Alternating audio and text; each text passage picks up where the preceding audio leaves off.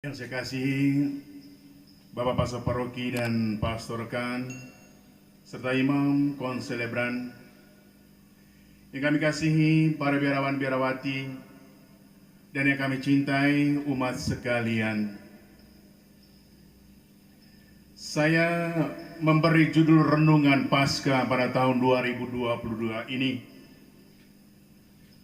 batu itu telah diambil dari kubur. Saudara-saudaraku yang saya kasih dalam Tuhan, malam itu selalu identik dengan kegelapan. Malam itu selalu mengisyaratkan suasana tanpa harapan dan penuh ketakutan. Dan malam itu adalah saat ketika manusia mempersempit ruang pergerakannya. Dan ketika itulah manusia hendak beristirahat setelah sepanjang hari larut dalam keletihan pekerjaan-pekerjaannya. Karena itu pada kesempatan ini saya mengajak kita semua untuk mencermati irama narasi Paskah Tuhan yang dirayakan oleh gereja pada hari ini. Di saat masih pagi-pagi benar, hari masih gelap, pergilah Maria Magdalena ke kubur Yesus. Itu yang kita dengar dari bacaan Injil. Pertanyaannya adalah, adakah satu kekuatan yang mendorong Maria Magdalena untuk pergi ke kubur pagi-pagi benar itu? Jika kita harus bertanya lebih lanjut, maka apakah kegelapan itu adalah gambaran dari kegelapan hidup Maria Magdalena, juga menggambarkan kegelapan hidup kita sekalian? Kegelapan dan kubur adalah satu paket yang bernuansa menakutkan dalam kehidupan. Tetapi saudara-saudaraku yang saya kasih, bagi Maria Magdalena, Yesus Tuhan adalah tumpuan harapan dan kekuatan jalan hidupnya. Namun, semuanya begitu cepat berlalu dari kehidupan Maria Magdalena. Yesus Tuhan mesti mati tragis di tangan para pembencinya. Dan kematian Yesus bagi Maria Magdalena adalah kehilangan segala-galanya. Karena itu saudara dan saudariku yang saya kasih dalam Tuhan, pada perayaan agung ini saya mengajak kita sekalian untuk mengingat siapapun yang dalam hidup ini menjadi sandaran hidup kita dan tempat kita berteduh untuk curahan kasih sayang kita. Ingat, seiring berjalannya waktu, sosok-sosok seperti ini toh akhirnya harus berlalu. Kita mengalami kisah-kisah kehilangan yang sungguh menantang rasa hati, bahkan menantang iman kita. Mereka toh akhirnya berlalu. Maria Magdalena mesti pergi ke makam Yesus, walau hari masih pagi-pagi benar dan masih gelap. Walau dalam keremangan penuh kesedihan, ia masih tetap punya harapan untuk pergi ke makam Yesus. Ia ingin tetap mencari setitik harapan dalam suasana makam dan alam, dalam batu kubur yang menutup makam Yesus. Karena itu, saya juga mengajak kita untuk merenungkan kisah-kisah kehilangan kita akan orang-orang yang kita kasihi, juga orang-orang yang sungguh mengasihi kita dengan tulus dalam kehidupan. Orang-orang yang kepada mereka lah kita tempatkan dan tautkan harapan hidup kita. Dan mereka itu kini telah beralih, kini pergi untuk selamanya. Tetapi saudara-saudaraku, mungkinkah harapan itu hilang selamanya bersamaan dengan menghilangnya mereka dari kehidupan kita.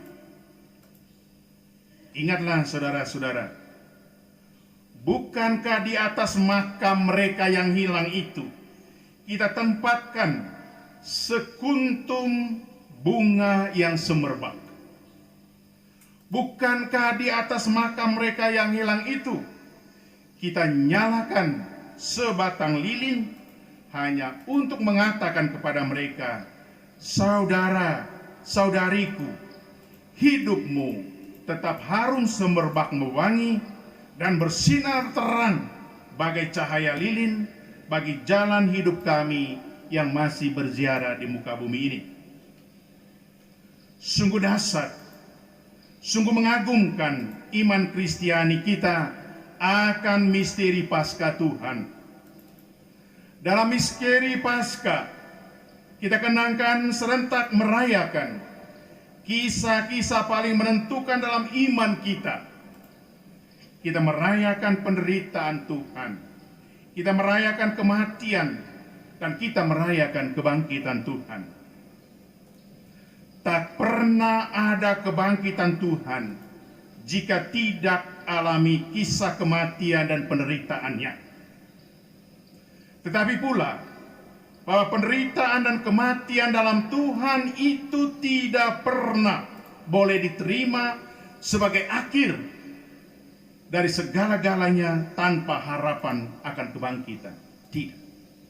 Segala sesuatu mempunyai harapan di dalam Tuhan yang bangkit dalam hidup kita. Kita percaya akan lukisan pewartaan Rasul Paulus kepada jemaat di Korintus. Jika Kristus tidak dibangkitkan, maka sia-sialah kepercayaan kamu, dan kamu masih hidup dalam dosa-dosamu. Demikianlah binasa juga orang-orang yang mati dalam Kristus. Saudara-saudaraku, adalah satu kesia-siaan hidup yang kita alami jika tak pernah ada kisah kebangkitan Kristus itu dalam hidup kita. Sia-sia.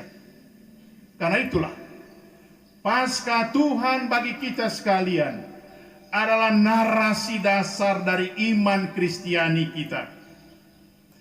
Kita tidak menaruh harapan pada sosok Yesus yang tertahan sebatas penderitaan dan kematiannya, tetapi kita menyerahkan hidup iman kita akan Dia dalam kisah kebangkitannya. Tuhan tidak dipenjara oleh makam, tapi Tuhan hidup bangkit jaya. Penderitaan Tuhan telah berlalu. Ia diambil oleh kisah kematian di kayu salib, dan kisah kematian itu pun telah berlalu. Ia telah diambil dan dimenangkan oleh kisah kebangkitannya. Karena itulah saudara-saudaraku, jalan derita dan jalan kematian bagi kita pun tak pernah boleh menjadi jalan yang mengakhiri segala-galanya bagi kita. Tuhan yang bangkit akan membangkitkan kita, dan itulah harapan iman Kristiani. Bagi Maria Magdalena, kisah pagi-pagi benar itu kini harus menjadi sebuah pewartaan baginya. Rasa takut bercampur penuh sukacita mendesak Maria Magdalena berlari mendapatkan Simon Petrus dan murid yang lain yang dikasihi oleh Tuhan, dan mewartakan kepada mereka, Tuhan telah diambil orang dari kuburnya, dan kami tidak tahu di mana ia diletakkan. Saudara-saudaraku yang saya kasih, pagi-pagi benar, hari masih gelap, batu kubur telah diambil, harus dibawa menjadi pewartaan kita. Dan pewartaan itu adalah Tuhan telah diambil orang. Tuhan tidak berada lagi di kuburnya, dan bahkan batu kuburnya pun telah tiada. Kita ikuti kisah selanjutnya bagaimana Petrus dan murid-murid yang lain yang dikasihi ketika mereka berlari dan bergegas ke kubur. Petrus masuk ke dalam makam dan melihat apa yang terjadi. Begitupun murid yang lain masuk ke dalam makam. Ia melihat semuanya lalu percaya. Saudara-saudaraku yang saya kasih, peristiwa Paskah Tuhan itu menarik kita semua kepada iman bahwa Allah tetaplah Allah yang berkuasa dalam hidup kita. Dalam situasi yang nampak sulit dan mustahil, selalu ada harapan kepada kehidupan baru. Tuhan kini bangkit. Pagi-pagi benar ketika hari masih gelap itu akan segera berubah menjadi pagi yang ceria, saat matahari Kristus yang telah mengalahkan kegelapan itu bersinar dan bercahaya dalam kebangkitannya. Karena itu saudara-saudaraku yang saya kasih dalam Tuhan, dalam cahaya dan rahmat Paskah ini, kita dapat merenungkan beberapa butir refleksi yang sepantasnya menjadi kekuatan dan juga yang menjadi ciri dan isi hidup beriman kita. Poin refleksi yang pertama, tak pernah ada peristiwa kehilangan, apalagi kematian Tuhan ketika kita sungguh merindukan dan mencarinya. Bagi setiap orang yang mencari Tuhan, Tuhan tidak pernah mati. Itulah kerinduan kita, selalu mencarinya seperti Maria Magdalena, dan akhirnya dia berjumpa dengan Tuhan yang bangkit. Allah adalah segalanya bagi setiap kita.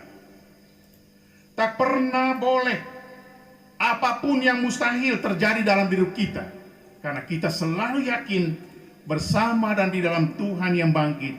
Itulah tempat berlabuhnya harapan iman kita. Kerinduan untuk mencari Tuhan dalam hidup ini mestilah menjadi satu daya dorong, menjadi satu daya kekuatan hati bagi setiap kita. Dan disitulah persis makna Paskah bagi kita. Pergi dan mencarinya. Dia tidak mati. Dia kini menjadi tempat berlabuh harapan kita. Dia bangkit.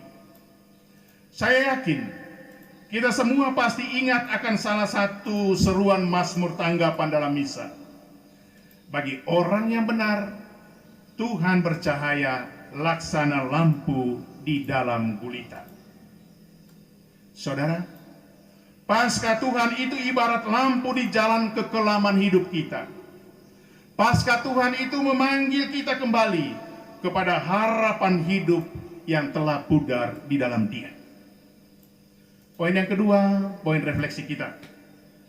Spirit Paskah tidak sekedar membawa satu harapan yang biasa-biasa, bukan. Katakan saja satu harapan yang datar, tidak. Spirit Paskah menantang kita untuk melihat hidup ini, untuk memandang ziarah dinamika zaman ini, untuk memandang sesama kita dalam harapan yang selalu menghidupkan. Harapan yang selalu menghidupkan.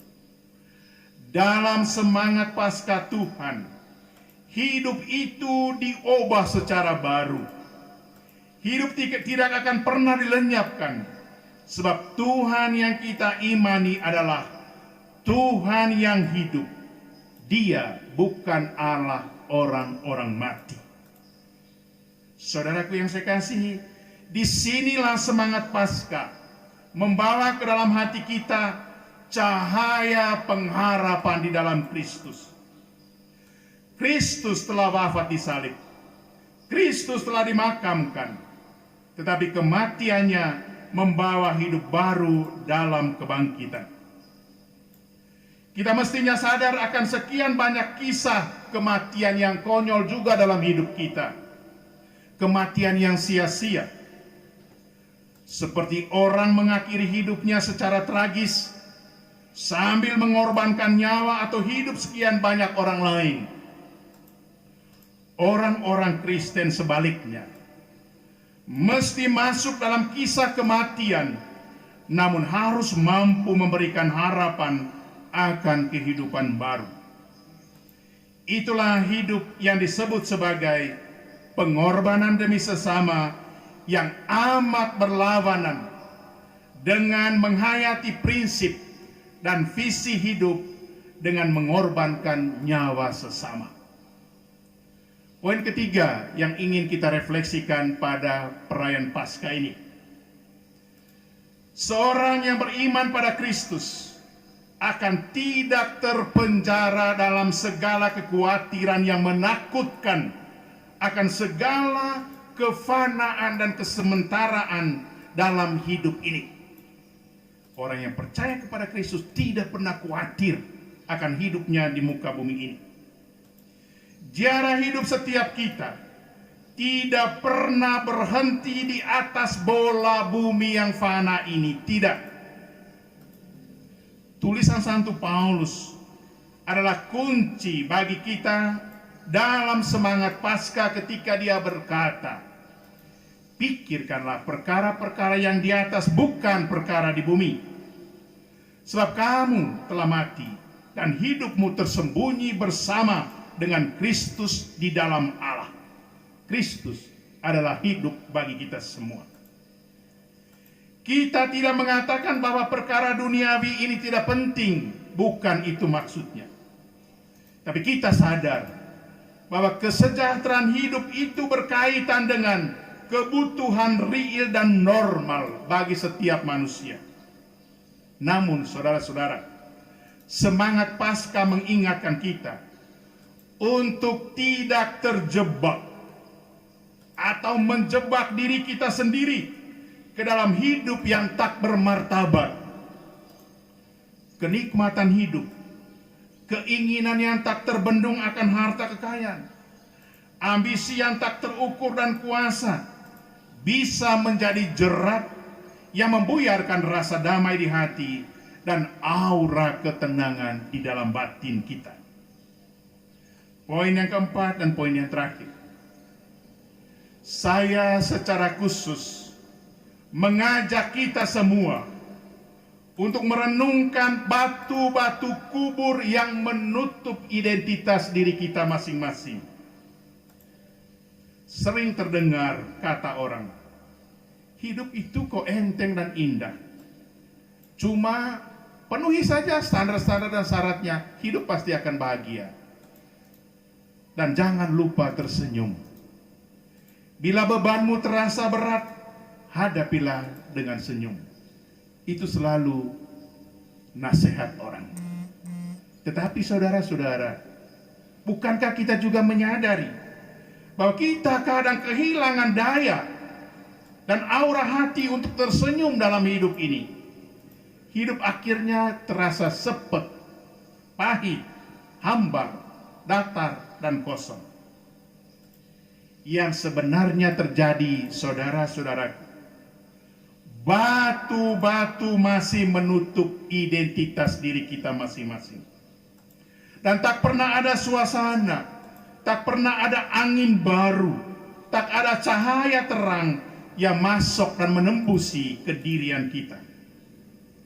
Yang hendak saya katakan secara praktis adalah, diri kita masih ditutup batu-batu kubur rasa dendam, batu-batu kubur amarah, batu-batu kubur pikiran yang selalu buruk dan negatif terhadap orang, ingat diri yang berlebihan, rencana dan kehendak yang jahat, dan sekian banyak kebiasaan buruk baik terhadap diri kita sendiri maupun terhadap orang lain. Karena itu saudara-saudaraku, semangat Paskah pada tahun ini mendesak kita untuk membongkar semua, menghancurkan semua batu kubur itu, agar bersama Kristus yang kita imani, kita pun dapat mengalami suasana hidup baru, yakni hidup yang dirahmati dalam semangat Paskah. Akhirnya Bapak Ibu Saudara dan Saudari sekalian, sebagaimana biasa, konon terjadi dialog singkat antara seorang suami dan seorang istri di dalam sebuah rumah. Suaminya bilang begini, "Bu, Paskah itu artinya beralih atau berubah. Cobakah Ibu, usahakan menu makan kita juga berubah. Setiap hari sepertinya yang itu terus dan sama-sama saja." Walaupun sedikit amat emosi dan marah, kemudian sang istri mengikuti nasihat suaminya. Sudah sebulan berlalu, memang menu makanan berubah. Menu makanan menjadi oke. Suami pun bangga, anak-anak pun senang. Namun, suami menjadi sangat kaget di akhir bulan. Ternyata biaya untuk makan minum meningkat drastis. Suami sedikit bernada tinggi kepada istrinya. Istrinya pun tidak mau kalah. Ini kan anjuranmu.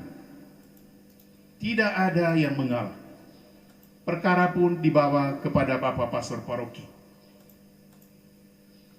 Dan dengan tenang Bapak Pastor Paroki katakan ketika mereka menceritakan persoalannya. Pastor Paroki katakan, benar. Iya. Untuk satu perubahan dan peralihan dalam hidup, ongkosnya mahal. Ongkosnya tidak murah. Selalu ada harga yang lebih yang harus dibayar untuk berubah. Saudara-saudaraku yang saya kasih, memang mengubah sesuatu ternyata tidak semudah membalikkan telapak tangan dalam hidup ini. Ada ongkos yang mahal. Tuhan pun beralih dari kegelapan makam itu melalui jalan penderitaan. Mahal harganya. Taruhan dirinya sendiri mati di atas kayu salib. Mari kita beralih. Mari kita berubah. Harganya mahal melalui pengorbanan diri kita agar kita bisa beralih menuju manusia yang baru. Selamat Pesta Paskah.